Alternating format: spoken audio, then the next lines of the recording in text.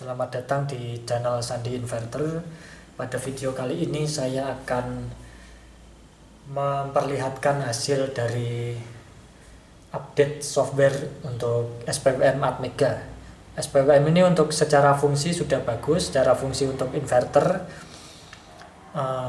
akan lebih sempurna jika microchip pada SPWM ini ditambah sistem safety-nya sendiri. Jadi untuk mengamankan IC-nya sendiri dan juga perangkat pada inverter.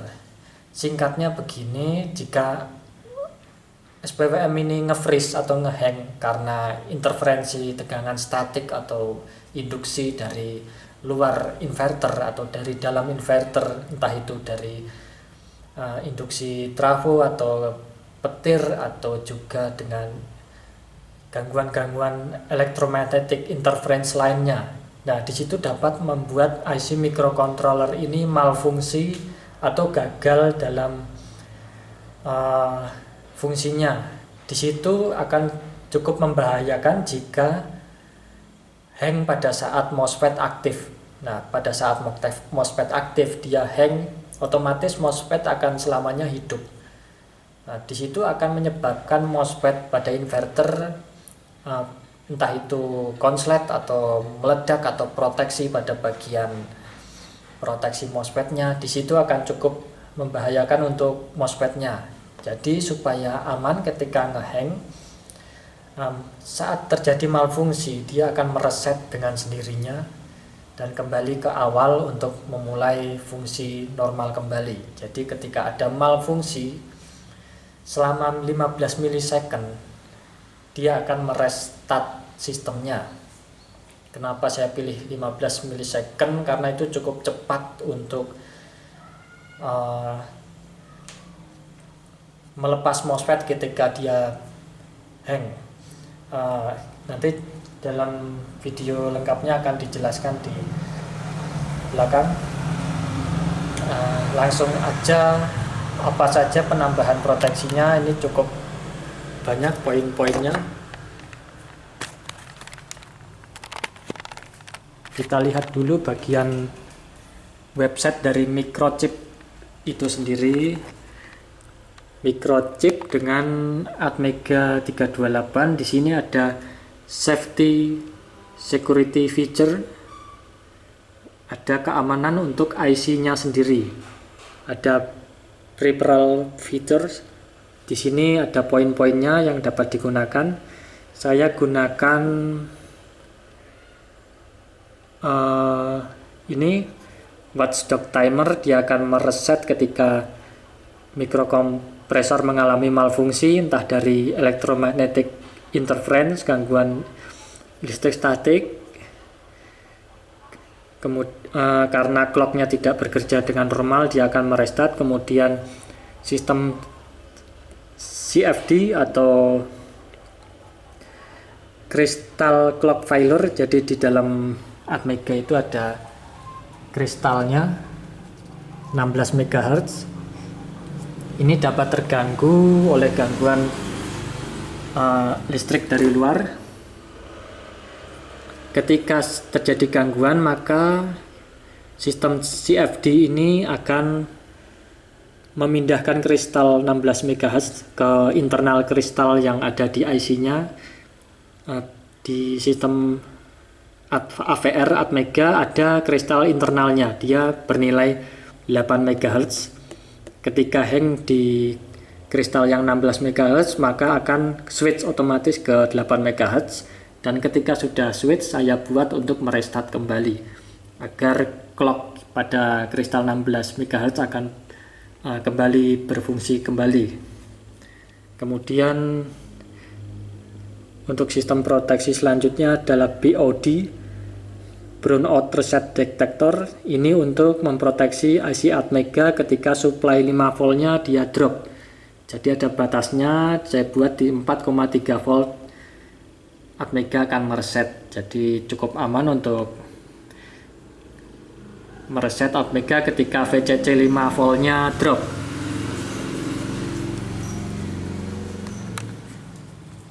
Oke, ini akan saya hidupkan dulu Atmega baterainya.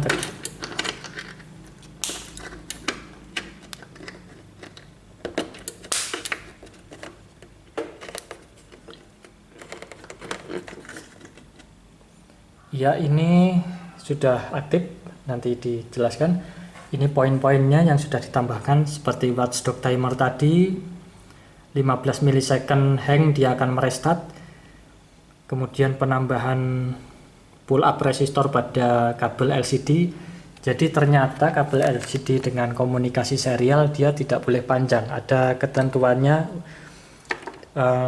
ini standar frekuensi 400 kHz, dia panjangnya cuma sekitar segini, ada di websitenya. Tapi kalau mau panjang harus di downclock frekuensi dari komunikasinya. Di sini sudah saya downclock frekuensi dari I2C LCD, jadi kabel bisa panjang. Kabelnya bisa dipasang panjang karena frekuensinya turun. Semakin kabel panjang frekuensinya rendah, semakin kabel pendek frekuensinya bisa tinggi. Kalau kabelnya frekuensi tinggi dibuat kabel panjang, nantinya akan terjadi gangguan pada LCD, korup data. Jadi data di LCD korup, tulisannya ngehang atau acak, ada tulisan acak, simbol-simbol acak, jadi dia itu korup. Untuk stabilitas LCD I2C juga ditambahkan pull up resistor juga untuk menambah kestabilan. Seperti ini, jadi serial komunikasi SDA SCL di pull up menggunakan resistor 1 kilo pada VCC-nya agar datanya lebih tegas pada 5 volt, sehingga kabel panjang pun tambah lebih stabil. Kemudian CFD clock failure detection ini yang pindah ke internal kristal ketika terjadi gangguan pada clock 16 MHz, entah itu clocknya korup karena biasanya interferensi dari luar, pastinya nanti akan dicoba diberi interferensi. Kemudian BOD-nya tadi yang reset jika tegangan VCC-nya drop di bawah 4,3 volt. Langsung aja ke bagian proteksi VDT. Di sini ada gambar pulsa SPWM. Misalkan ini clock failure, saya sentuh kristal osilator yang tidak digroundkan ke negatif sehingga terjadi malfungsi pada detak jantung mikrokompresor. Apa yang akan terjadi? Dia akan merestart dengan sendirinya, tidak sempat membuat MOSFET meletus. Sekali lagi,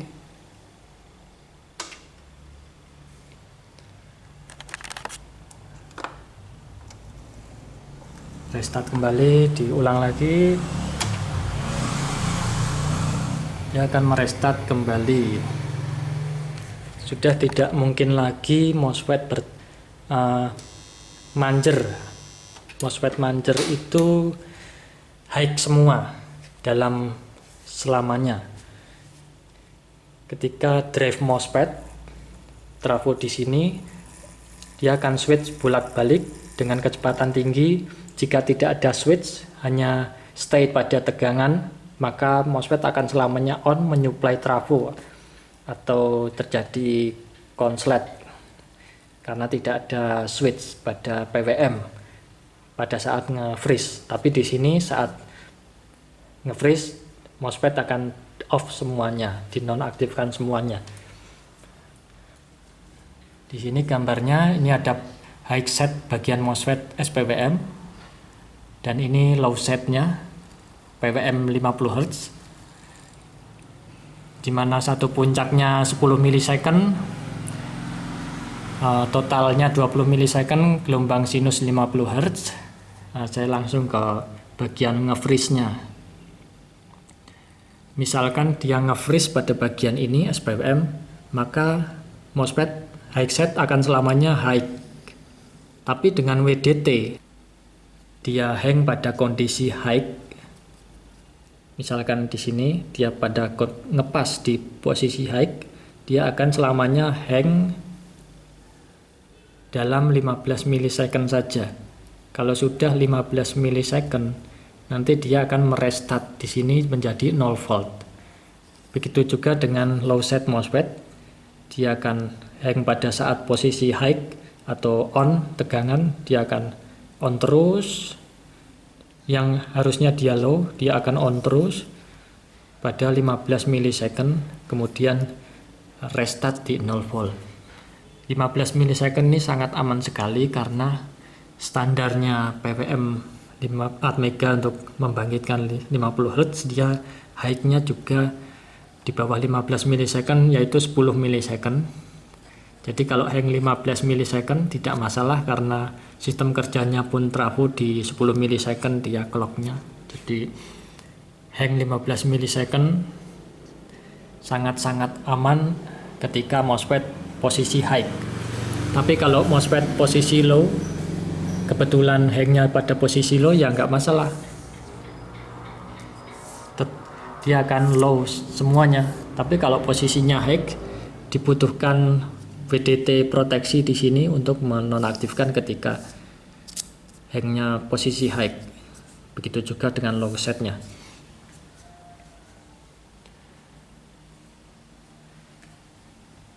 Jadi setiap ketukan PWM dia akan mereset sistem WDT-nya sendiri. Jadi 0 detik ketika sudah expire ke 15 milisecond maka akan restart expired.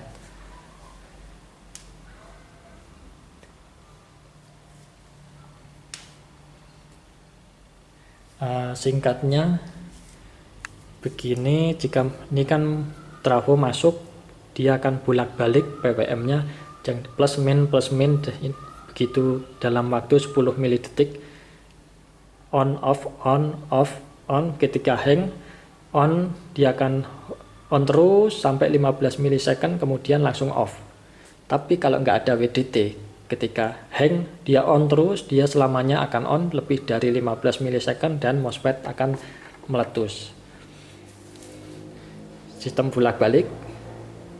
Kalau pas dia nggak on tanpa sistem WDT aman. Tapi kalau dia pada saat on tanpa sistem WDT, pastinya MOSFET akan bermasalah jika sistem proteksi pada hardware-nya kurang bagus.